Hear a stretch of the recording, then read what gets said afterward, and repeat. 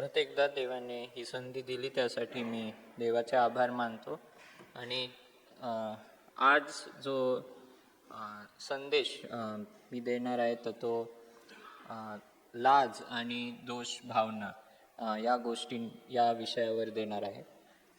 आणि आपल्या सर्वांच्या जीवनात आपण कोणत्या ना कोणत्या क्षणी आपल्याला लाज वाटली असेल, आपल्याला लाजिरवाणं असं वाटलं असेल, किंवा एक दोषी भावना घेऊन आपण त्या दोषामुळे देखील आपल्याला लाज वाटते. शेम जे आपण म्हणतो, कोणीतरी आपल्याला शेम शेम म्हटलं असेल किंवा काहीतरी असं म्हटलं असेल, आणि त्यामुळे आपल्या जीवनात ती एक भावना, वेगवेगळे भावना आपल्या सर्वांना येतात. आणि ही देखील एक भावना आहे ती सर्वांच्या जीवनात कधी ना कधी आलेली असेल. आणि याचं सर्वात पहिलं जर आपण हे पाहिलं की कुठं मानवाला ही लाज वाटली असेल, तर आपण कुठं पाहतो ती? कुठे? उत्पत्ती. बरोबर, उत्पत्तीच्या पुस्तकामध्ये, आणि ती देखील एदेन बागेमध्ये, है ना. परमेश्वराने आदाम आणि हवेला बनवलं आणि त्यांना एका खूप चांगल्या बागेमध्ये देवाने ठेवलं होतं. सगळं काही चांगलं पुरवलं होतं आणि त्यांना सांगितलं होतं की फक्त तुम्ही सर्व काही चांगलं आहे, सर्व काही खाऊ शकता, फक्त हे जे मधलं झाड आहे त्याच्यातलं फळ तुम्ही खायचं नाही आहे. म्हणजे ज्ञानाचं जे झाड आहे, बऱ्या वाईटाचं जे ज्ञान आहे त्याच्याविषयीचं जे झाड आहे त्याचं फळ तुम्ही खाऊ नका. आणि आपण पाहतो की कसं त्यांनी ती आज्ञा मोडली आणि सैतानाने त्यांना ते फळ खायलाच लावलं. आणि ते खाल्ल्या आपण पाहतो की ती भावना त्यांच्यामध्ये आलेली आहे. तिथे काय पाहतो आपण 3ऱ्या अध्यायामध्ये, की त्यांना एकमेकांची लाज वाटू लागली, आदाम आणि हवा. ऍक्च्युली ते दोघंच होते तिकडे, आधी पण ते नग्न होते, आधी पण एकत्र होते, तरी त्यांना काही वाटत नव्हतं. पण हे पाप केल्या त्यांना एकमेकांची लाज वाटू लागली. आणि हे विशेष का आहे? सगळ्यांनाच नग्न असताना लाज वाटते, पण इथे ते हजबंड वाईफ आहेत, म्हणजे पती पत्नी आहेत. पती पत्नी असून देखील त्यांना एकमेकांची लाज वाटत आहे. आणि हीच गोष्ट आपण पाहतो की जेव्हा जिथे देवाच्या गोष्टी पाळल्या जात नाही, जिथं देवाच्या गोष्टींचं उल्लंघन होतं, तर त्या ठिकाणी जेव्हा आपण काहीतरी चूक करतो, वाईट करतो, आणि ते पाप आहे, आणि त्यामुळं आपल्याला लाज वाटते. लाज वाटायचे बरेच कारणं आहेत.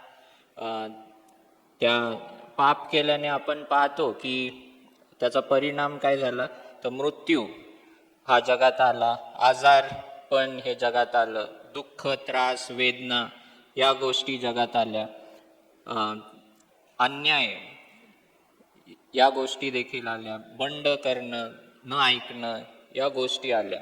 पण त्याचबरोबर ही गोष्ट पण आपण पाहतो की लाज आणि दोषी भावना या देखील तिकडे आलेल्या आहेत. कारण परमेश्वर तिकडे आल्यावर ते लपले, एकमेकांपासून पण लपले आणि देवापासून पण लपले. आणि तसंच होतं आज पण, जेव्हा केव्हा आपल्याला त्या लाजेच्या भावनेतून आपण जातो, तेव्हा देवाच्या लोकांपासून, आपल्या मित्रांपासून, नातेवाईकांपासून आपण काय करतो, लपू लागतो. आपल्याला त्यांच्या बरोबर बोलायला थोडंसं कठीण वाटतं, तोंड दाखवायला कठीण वाटतं, एकमेकांशी पण लपतो, आणि मग देवापुढे पण येण्यास आपण लपतो. चर्चमध्ये येण्यासाठी आपण लाजतो, कारण आपल्याला वाटतं आपण काहीतरी चूक केलंय, आपण एवढे पवित्र नाही, किंवा आपण बरोबर नाही, आणि असं गोष्टी आपण मनात ठेवून आपण देवाच्या लोकांपासून आणि देवापासून पण आपण लपत राहतो, किंवा लाज आपल्याला वाटत राहते.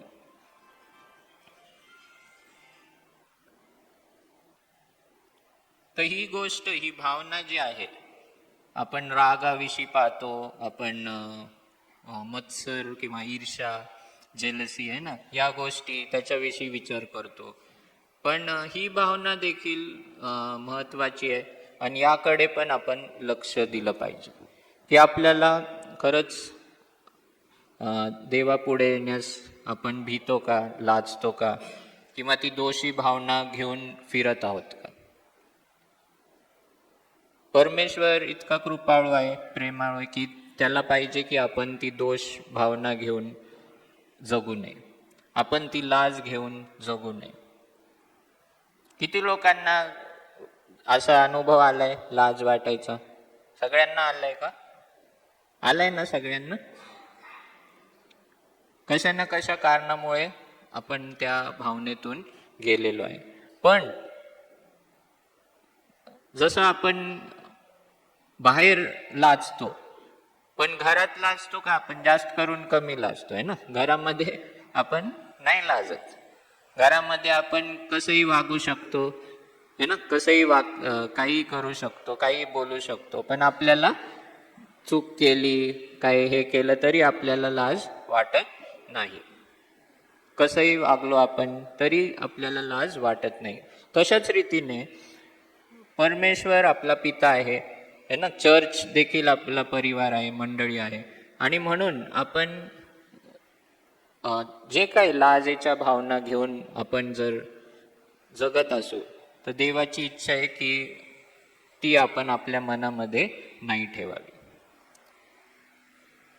लाज याचा अर्थ मी असं नाही म्हणत आहे की नाही का मला त्या लोकांसमोर येण्यास लाज वाटते किंवा गाणं गाण्यास लाज वाटते, नाही का, ते मी नाही म्हणत आहे. त्याच्याहून थोडा अधिक हा आतला अर्थ आहे. असं लाज की जी आपल्याला म्हणते की मी चांगलं नाही आहे, मी वाईट आहे, मी बरोबर दिसत नाही, कोणी माझ्यावर प्रीती करणार नाही, कोणी मला बघणार नाही.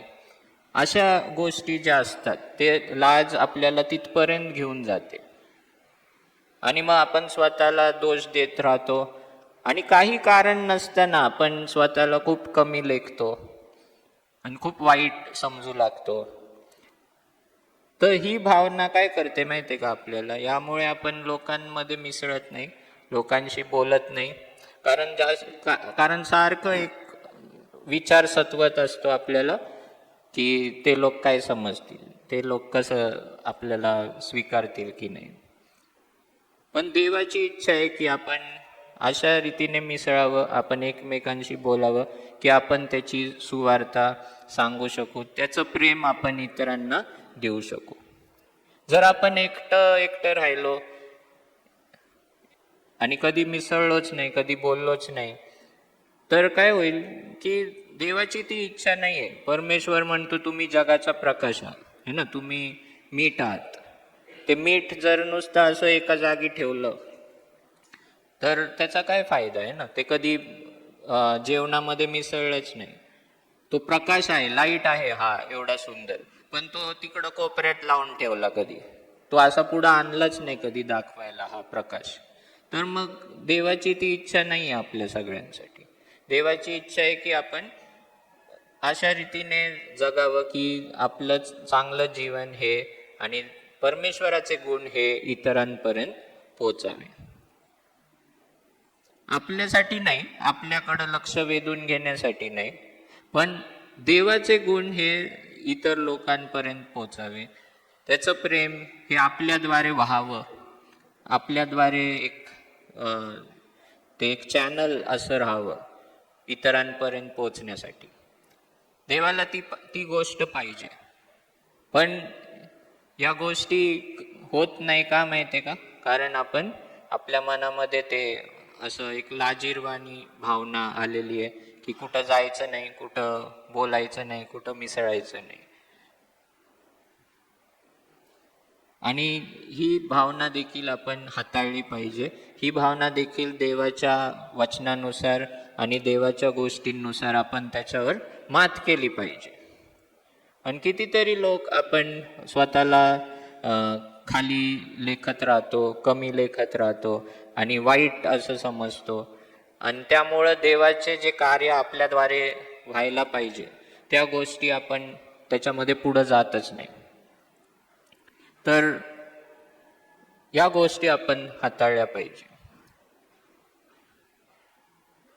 दोष भावना म्हणजे गिल्ट, इंग्लिशमध्ये गिल्ट म्हणतात, शेम अँड गिल्ट, लाज आणि दोष भावना. तर दोष भावना अशी आहे की तुम्ही काहीतरी चूक केली आहे म्हणून तुम्हाला ती दोषी भावना आहे. पण लाज अशी भावना आहे की तुम्ही स्वतः चूक आहात असं तुम्हाला वाटतं. तुम्ही काही केलं नसेल तरी पण तुम्हाला वाटतं की मीच बरोबर नाही. समजलं का फरक? दोष भावना म्हणजे काय, मी काहीतरी वाईट केलंय म्हणून मी स्वतःला दोषी समजतो. मी खोटं बोललोय, मी पाप केलंय, मी कोणाला तरी दुखवलंय म्हणून मी स्वतःला दोषी समजतो. पण लाज असं आहे ना की आपण म्हणतो की मीच वाईट आहे, मीच बरोबर नाही, माझ्यामध्येच काहीतरी प्रॉब्लेम आहे. काही मी केलं किंवा नाही केलं तरी, मी काही नसेल केलं तरी पण मीच चुकीचं आहे, अशी जी भावना येते. आणि त्यामुळं आपण देवाला काय करतो, देव परमेश्वर सांगतो आपल्याला 139 स्तोत्रामध्ये, मी अगोदर सांगितलं होतं, आठवतं तुम्हाला, की देवाने आपल्या सर्वांना खूप ह्याने भयप्रद रीतीने बनवलेलं आहे आणि खूप सुंदर रीतीने आपल्याला बनवलेलं आहे. आपल्यासारखं या जगात कोणीच नाही आहे, डुप्लिकेट कोणीच नाही आहे आपल्यासारखं. आपल्यासारखे आपणच आहोत पूर्ण जगामध्ये. तुम्हाला सांगितलं होतं ना, हे अंगठ्याचं जे निशाण आहे त्याच्यावर, ते आपल्यासारखं कोणामध्येच नाही आहे. आणि आपल्या शरीरामध्ये DNA म्हणून असतं, तर त्या गोष्टीमुळे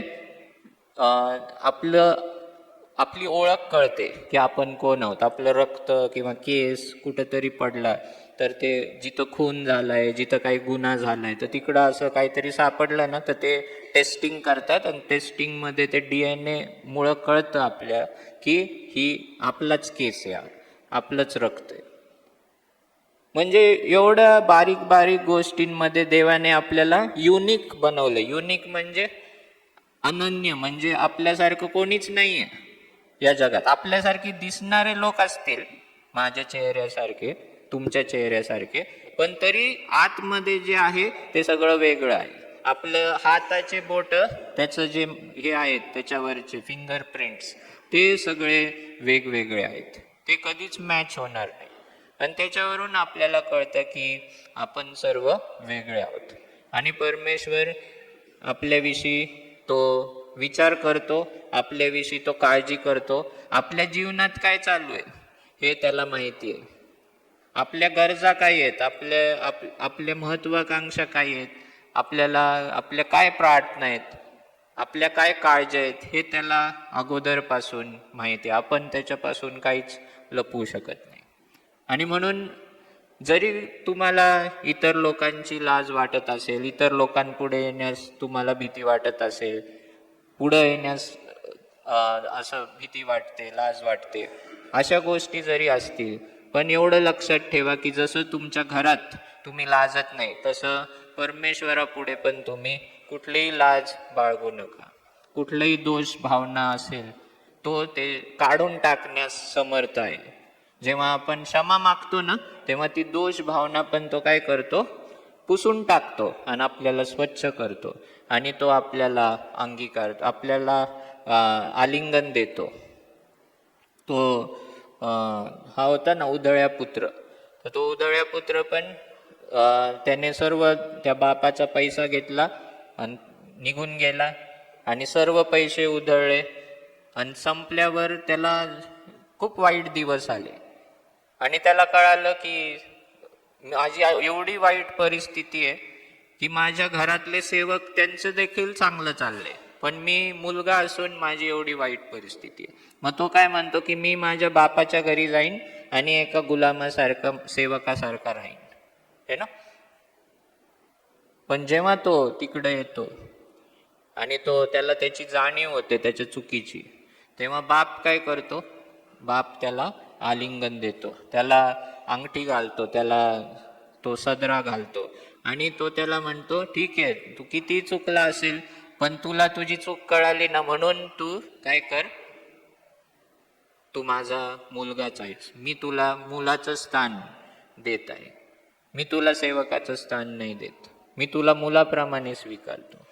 आणि त्याच रीतीने परमेश्वर आपला पिता आहे, म्हणून जेव्हा परमेश्वराचं स्वीकारणं हे आपल्या सर्वांना तोच त्याचा अनुभव झाला पाहिजे. आणि जेव्हा परमेश्वर स्वीकारतो ना, तेव्हा मग आपल्याला दुसऱ्या कोणाची लाज वाटत नाही. जेव्हा परमेश्वर आपली लाज पुसून टाकतो, आपले दोष पुसून टाकतो, तेव्हा मग आपल्याला दुसऱ्या कोणाची पण काही भीती वाटत नाही, लाज वाटत नाही, काहीच होत नाही. का? कारण परमेश्वराचं प्रेम आपल्याला कळालेलं आहे. हे कुठं आपण पाहतो माहिती? योहान याचं 4 अध्याय.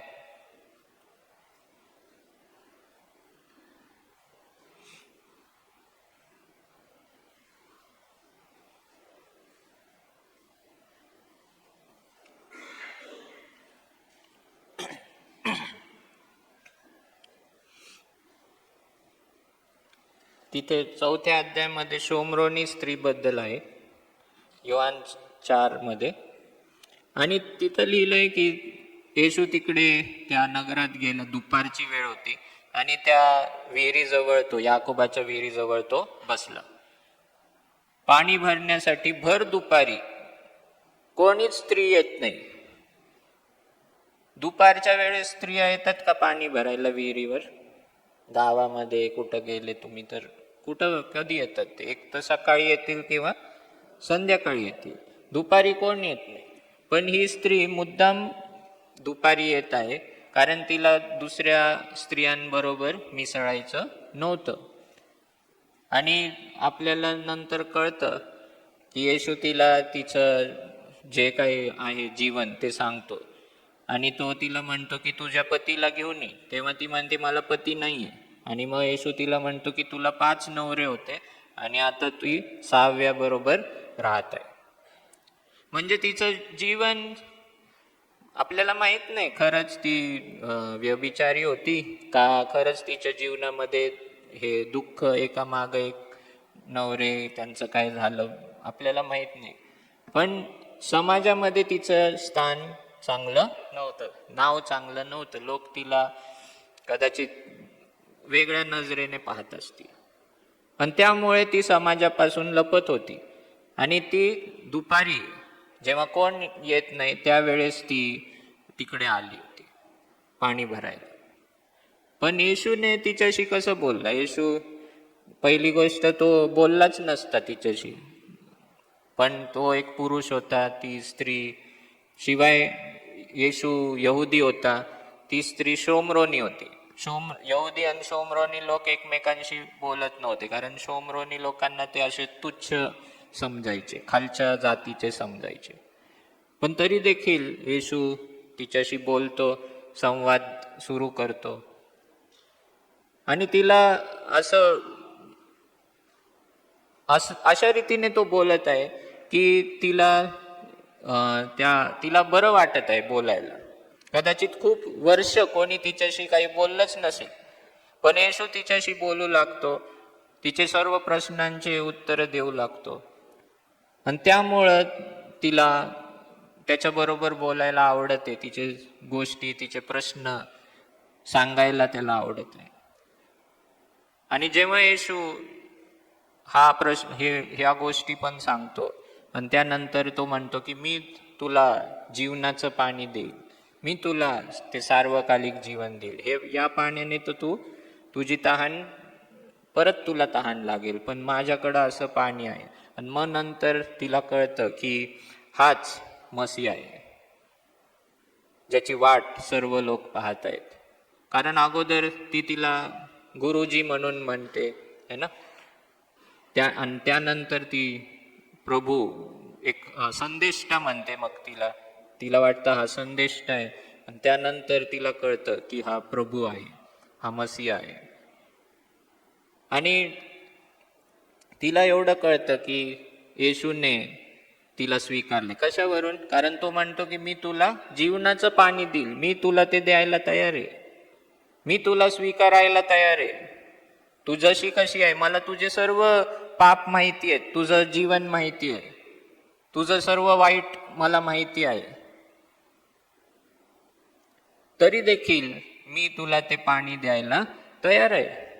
आणि जेव्हा येशूचं किंवा त्या मसीहाचं तिला कळतं की मी एवढी वाईट असून किंवा माझ्या जीवनात एवढं दुःख असून किंवा जे काही माझं समाजामध्ये जसं काय आहे ते सगळं असून देखील येशू ख्रिस्त किंवा परमेश्वर मला त्या रीतीने पाहत नाहीये, परमेश्वर मला त्या रीतीने समजत नाहीये, हे जेव्हा तिला कळतं तेव्हा जी स्त्री एवढी लाजत होती, एवढं तिला लाज वाटायची सर्वांपुढे येण्यास, तीच स्त्री काय करते, पुढे सांगितले की ती नगरामध्ये जाते आणि काय करते, सगळ्यांना सांगत सुटते की चला तिकडं त्या विहिरीजवळ मला कदाचित कोण सापडला आहे, मसीहा सापडलाय, त्याने माझ्या जीवनातल्या सगळ्या गोष्टी ओळखल्या. आणि त्याच्यावरून तिला समजतं की हाच मसीहा आहे. पण आता ती लोकांशी बोलायला घाबरते का? आता ती लोकांपुढे जाण्यास घाबरत आहे का? लाज वाटत आहे का? नाही. सर्व नगराला ती घेऊन येते. आणि तीच गोष्ट घडते आपल्या जीवनामध्ये जेव्हा येशू आपला स्वीकार करतो. जेव्हा येशू आपला स्वीकार करतो आणि आपल्याला कळतं की येशू माझ्याशी प्रीती करत आहे, येशूने मला स्वीकारलंय, मग आपल्या जीवनात किती लाज वाटतील अशा गोष्टी असतील किंवा किती आपण पाप केला असेल आणि त्यामुळे ती दोषी भावना आपल्या जीवनामध्ये आली असेल, किती अशा गोष्टी असतील, पण जेव्हा देव क्षमा करतो, जेव्हा देव आपल्याला आलिंगन देतो, जेव्हा परमेश्वर आपल्याला स्वीकारतो, तेव्हा आपल्याला कुठल्याही समाजाची भीती वाटत नाही, कुठल्याही समाजाची लाज वाटत नाही, कारण परमेश्वराने मला स्वीकारलंय. मग आपण लाज वाटायचे काही कारण आहेत? बरं, मी काही लिहून ठेवलेले आहेत. जर आपल्याला जॉब नाही तर आपल्याला लाज वाटते, है ना. जॉब आहे पण पगार कमी आहे, मग कुठला जॉब आहे असं विचारलं, कुठला जॉब आहे, तरी मग काही असेल असं ज्याच्यात समाजात नाही का चांगलं नसेल तर आपल्याला ते सांगण्यास लाज वाटेल. मग कारण पगारावर आणि जॉबवर लोक काय करतात, आज मनुष्याला महत्त्व देतात. आपण कसे दिसतो त्याच्यावर लोकांना लाज वाटण्याचं कारण असतं. आपण सुंदर आहोत का नाही, आपण कसे अंगाने कसे आहोत, आपण अशक्त आहोत का खूप, आपलं लग्न झालेलं आहे का नाही, त्याच्यावरून, तरुण वयात काही चुका केल्या असतील, शाळेमध्ये फेल झालो असो आपण, है ना, किंवा आपलं बोलणं असेल, आपलं जे काही स्वभावातल्या गोष्टी असतील, शरीराच्या गोष्टी असतील, खूप गोष्टींची आपल्याला लाज वाटू शकते. आणि त्यामुळे आपण काय करतो, आपण स्वतःला एकदम कोंडून टाकतो, आपण स्वतःला त्या भावनेमध्येच आपण जात राहतो आणि ती भावना आहे ना अशी ग्रो होते, आपल्यामध्ये वाढत जाते, वाढत जाते. आणि आपण एकटे एकटे एकटे होत राहतो आणि त्या एकटेपणामुळे काय गोष्टी आपल्या जीवनात होत राहतील ना हे आपल्याला समजत पण नाही. परमेश्वराने आपल्याला एकटं राहण्यासाठी बोलवलेलं नाही. परमेश्वराने सांगितले की तुम्ही माझे प्रकाश आहात, तुम्ही माझे प्रतिनिधी आहात आणि तुम्ही एकमेकांना माझं प्रेम हे दाखवलं पाहिजे, एकमेकांना तुम्ही उत्तेजन दिलं पाहिजे, एकमेकांना तुम्ही स्वीकारलं पाहिजे. आणि जेव्हा परमेश्वराने आपल्याला स्वीकारलं आहे तेव्हा आपण एकमेकांना पण किती आपण लाज वाटण्यासारख्या गोष्टी असतील किंवा दोषी भावना असेल तरी आपण एकमेकांना स्वीकारलं पाहिजे. चर्चमध्ये पण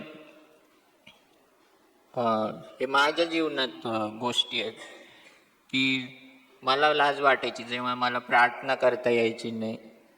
कोणी प्रार्थना करायला सांगितलं तर मला एकदम भीती वाटायची की नाही बाबा नको किंवा बोलायला किंवा काय.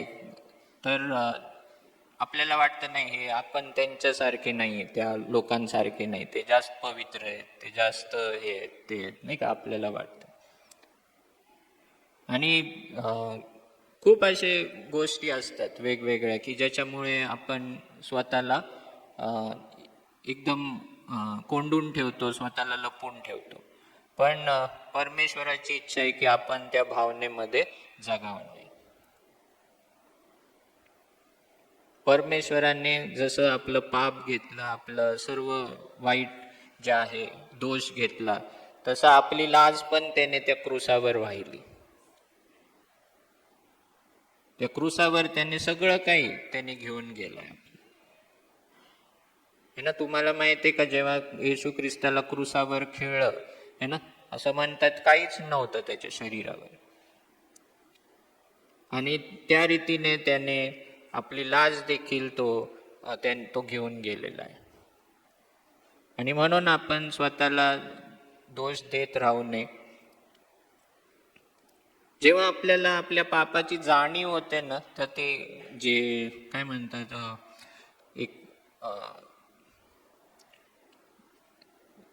त्याला काय म्हणतात, कन्व्हिक्शनला काय म्हणतात, टोचणी होते, है ना.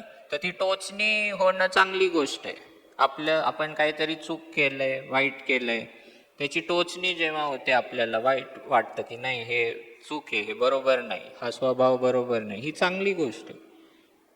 पण स्वतःला अशा रीतीने दोष देत राहणं की नाही माझा आता नाशच होणार आहे, माझं काहीच चांगलं होणार नाही, तर ती भावना चुकीची. पापाबद्दल टोचणी होणे ती चांगली गोष्ट आहे, कारण त्यामुळे आपण पश्चाताप करतो. पण अशा रीतीने हे विचार करणं की मी वाईटच आहे, मी असंच आहे, माझ्याकडून हीच अपेक्षा केली जाऊ शकते आणि माझा नाश होणार आहे, त्यामुळे ही भावना चुकीची आहे ना. तर जाणीव होणं हे चांगली गोष्ट आहे आणि ती झालीच पाहिजे. पण त्यामध्येच राहणं की स्वीकारणं ते की मी असं आहे म्हणून मी असं वागतो, हे करतो म्हणून असं होतच राहणं, तर ते स्वीकारणं ते चुकीचं आहे. जाणीव होऊन त्याच्यातून पश्चाताप करून बाहेर येणं हे महत्वाचं आहे. तर आज देखील काही गोष्टी असतील आपल्या जीवनामध्ये की ज्याच्यामुळे आपल्याला ती लाज असेल आपल्या मनामध्ये, पण परमेश्वर त्याच्या सर्वांहून मोठा आहे. आपल्याला कुठल्याही गोष्टीचं त्याच्यामुळं आपण हरून जाऊ नये, आपण स्वतःला कमी लेखू नये, कारण परमेश्वर आपल्याला त्याचा पुत्र आणि कन्या असं म्हणत आहे. त्याने आपल्याला स्वीकारले. तुम्हाला माहिती आहे का जक्कय, है ना, जक्कय कसा होता, लोक त्याला कशा नजरेने पाहिजे, आणि तो वाईटच होता. पण जेव्हा येशूने त्याला स्वीकारलं तेव्हा काय झालं, पूर्ण बदलून गेला तो. येशू त्याच्या घरी जायला त्याला लाज वाटली का? येशूला त्याच्याशी बोलायला लाज वाटली का की मी एका पापी व्यक्तीशी बोलते? नाही, कधीच नाही. एक स्त्री होती लूक 7 मध्ये, लूक 7वा अध्याय 36व्या वचनापासून. ती पण अशी स्त्री होती की समाजात तिचं स्थान चांगलं नव्हतं. ती देखील आली. तिला जेव्हा परमेश्वराचं प्रेम कळालं तेव्हा तिने काय केलं, ते तेल आणि ती रडू लागली. ती तेल तिने येशू जवळ ते ओतलं आणि येशू काय म्हटलं, ते शिमोनाच्या घरी ती स्त्री आली होती आणि तो शिमोनाला म्हटलं की तू मला बोलवलं, तू मला स्वागत पण नाही केलं, तू माझे पाय पण नाही धुतले, है ना. पण या स्त्रीने आल्यापासून तिने आसवांनी माझे पाय धुतलेत, मला हे अभ्यंग केला, है ना, तेलाचा अभिषेक केला, आणि त्यामुळे तिच्या पापांची क्षमा झाली. तिला पण सगळ्यांसमोर ती आली, ती एकट्यामध्ये पण गेली असती ना, पण सगळ्या घरामध्ये सर्व जमलेले असताना ती येशू पुढे आली. तेव्हा तिला, कारण तिला कळालं होतं की परमेश्वर मला स्वीकारेल, आणि त्यामुळे तिला कसली लाज वाटली नाही. मरिया मगदालिया म्हणतात की तिच्यातून येशूने किती भूत काढले होते? 7 भूत काढले होते, 7 अशुद्ध आत्मे काढले होते. म्हणजे सगळ्यांचं जर तुम्ही हे पाहिलं, वेगवेगळ्या लोकांचं जीवन खूप असं खूप सुंदर, चांगलं, समाजामध्ये नाही का त्यांचं चांगलं स्थान आहे असं नव्हतं. लेवी कोण होता? मत्तय. मत्तय देखील जकातदार होता. सगळे वेगवेगळ्या स्थितीतून आले होते. येशूचे 12 शिष्यच आपण पाहतो की सगळे वेगवेगळ्या अशा बॅकग्राऊंड मधून आले होते, आणि कोणाचंच असं प्रतिष्ठित असं नव्हतं. आणि परमेश्वर देखील अशाच लोकांना निवडतो है ना. पहिले करिंथ 1 अध्याय 18 वचन मला वाटतं कुठेतरी आहे तिकडेच 18 ते 20 मध्ये, की जगात जे ज्ञानी आणि प्रतिष्ठित अशा लोकांकडं परमेश्वर जात नाही, पण जे टाकलेले आहेत है ना, त्या लोकांकडं परमेश्वर त्यांना निवडतो. जे दुसरे प्रतिष्ठित लोक आहेत त्यांना लाज वाटावी म्हणून. आणि म्हणून आपण समजतो की परमेश्वर जर तसं करत नाही, परमेश्वर जर आपल्याला स्वीकारतो, आपण कसेही आहोत, कोणत्याही स्थितीमध्ये आहोत, जर परमेश्वर आपल्याला स्वीकारतो ना, मग आपण पण इतरांना स्वीकारलं पाहिजे. आपण पण एकमेकांना तशी भावना दिली नाही पाहिजे की मला तुझी लाज वाटते. असं आपण बोलत नाही, पण आपण असं वागतो की ज्याच्याने दुसऱ्यांना कळून येतं का अरे ना आपली लाज वाटते, आणि मग आपल्याला परत वाईट वाटत राहतं की माझ्यामध्ये काहीतरी दोष आहे, माझ्यामध्येच काहीतरी आहे म्हणून मी असं आहे. तर परमेश्वर तसं करत नाही. परमेश्वर कधी पक्षपात करत नाही. परमेश्वर कधी आपल्याला अशी भावना देत नाही.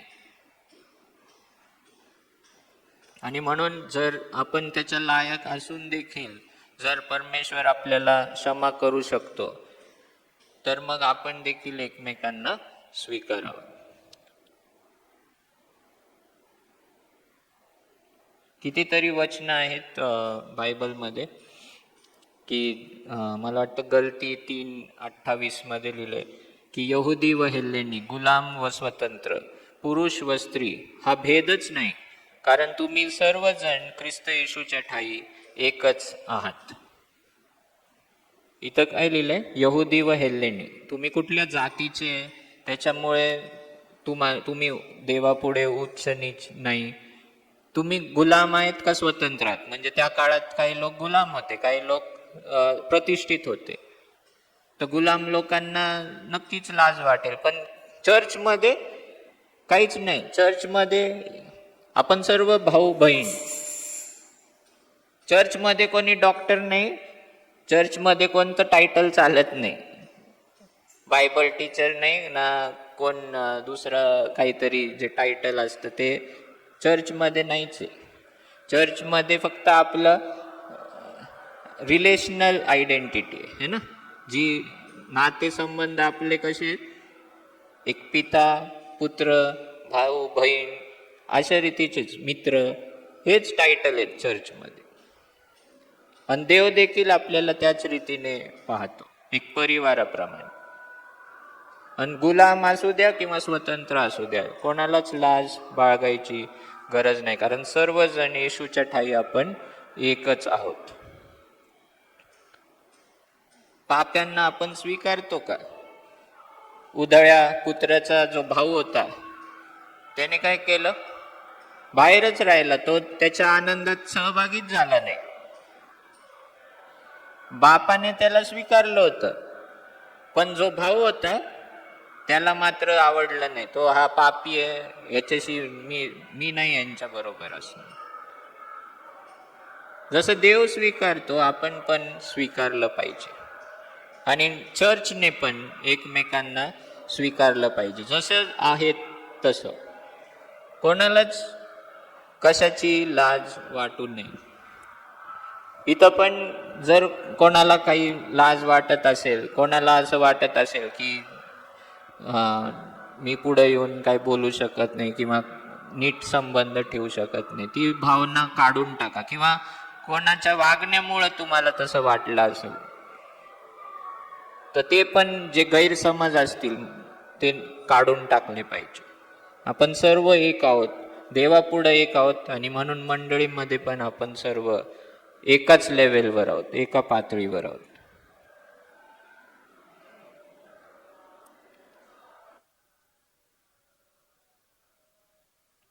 मंडळीला पापाकडे दुर्लक्ष करायला सांगितलं नाहीये परमेश्वराने.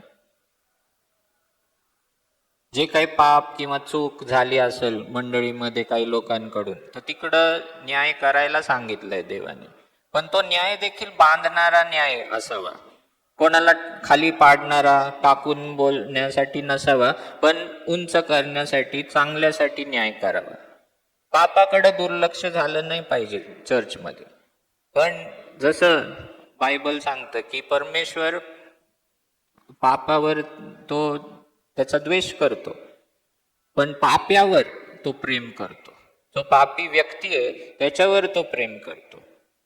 आणि तसंच मंडळीने देखील वागलं पाहिजे. जे वाईट आहे ते आपण सांगितलंच पाहिजे, पण ते पण अशा रीतीने की जसं येशूने त्या शोमरोनी स्त्रीशी संवाद साधला.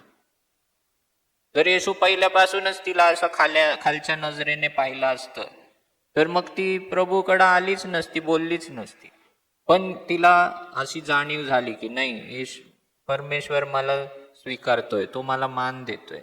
जरी मी वाईट आहे तरी पण मला त्याचं प्रेम दिसतंय. आणि हीच गोष्ट आपण देखील मंडळीमध्ये पाळली पाहिजे. आणि जेव्हा ही गोष्ट घडेल तेव्हा सर्वांना वाटेल की आपण सर्व स्वीकारलेले आहोत, सर्व आपण देवामध्ये एक आहोत. आणि जेव्हा परमेश्वर आपल्याला स्वीकारतो तेव्हा मग आपल्याला दुसऱ्या कशाची लाज वाटली नाही पाहिजे.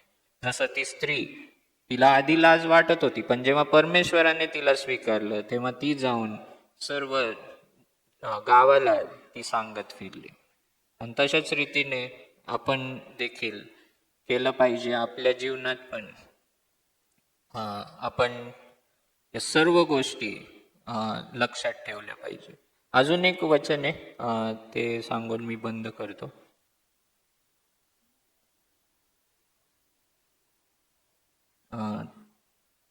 अच्छा, हे वचन मला वाटतं कलसेमध्ये, मी तर रेफरन्स नाही लिहिले, पण बर्बर आणि स्कूथी असं लिहिलेलं आहे. बर्बर आणि स्कूथी. तर जसं हेल्लेनी, यहुदी, बार्बेरियन अँड स्किथियन्स असं आहे ते वचन. मी सांगतो तुम्हाला. तर तिथे काय लिहिलंय की मंडळीमध्ये जसं कोणी यहुदी नाही, कोणी हेल्लेनी नाही, म्हणजे तुम्ही 3:11 वाचा बरं ते.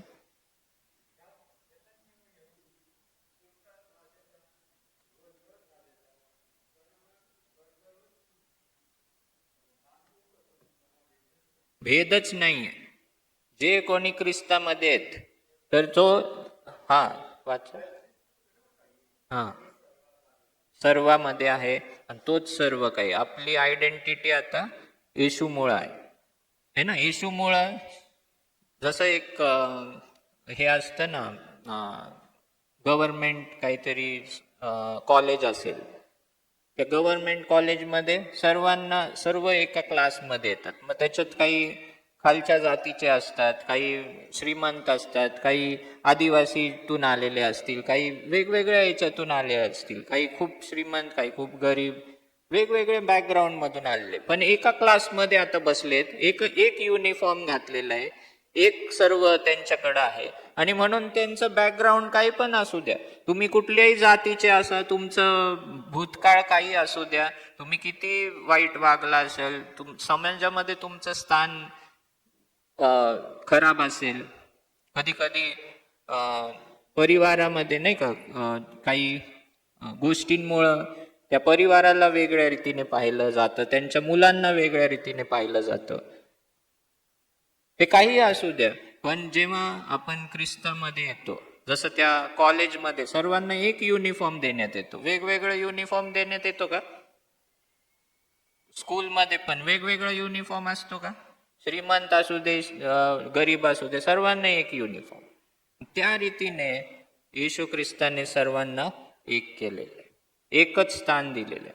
आणि त्याच्यात हे शब्द पाऊल वापरतो, कोणी बर्बर असू द्या किंवा स्कूती असू द्या. हे बर्बर म्हणजे एकदम जंगली लोक, किंवा स्कूती म्हणजे एकदम खालच्या जातीचे लोक होते, म्हणजे खूपच खाली पाहणारे, सर्व समाज त्यांना खूप वाईट रीतीने पाहणारे असे होते, खालच्यातली खालची जात होती ती. आणि तरी देखील पाऊल म्हणतो की ते देखील असतील, आणि ते जर विश्वास त्यांनी ठेवला येशू ख्रिस्तावर, तर ते देखील तुमच्याच लेवलवर येणार, सर्व एका लेवलवर येणार. आणि म्हणून आपलं कुठलीही बॅकग्राऊंड असू द्या, काही असू द्या, आपल्याला लाज वाटायची कारण नाही. आणि ती लाज कधी जाईल? मी सांगितलं, जेव्हा आपल्याला अनुभव येईल की येशूने आपल्याला स्वीकारले. जेव्हा येशू आपल्याला स्वीकारतो ना, मग जगाने काही बोलू द्या, जगाने कसंही बघू द्या, आपल्याला कोणत्याही गोष्टीची लाज वाटणार नाही, कोणत्याही गोष्टीची दोषी भावना आपण घेऊन फिरणार नाही. कारण येशूने मला क्षमा केले आणि येशूने मला स्वीकारले. येशू माझा परमेश्वर आहे, येशू माझा पिता आहे, आणि त्यामुळे मला कुठलीही लाज बाळगायची गरज नाही. तर हे आपण लक्षात ठेवा. आणि माझी प्रार्थना आहे की जर कोणाला असं वाटत असेल तर तो अनुभव प्रत्येकाला यावा, आणि आपल्या जीवनातून ते लाज आणि दोष भावना निघून जावी. थँक्यू.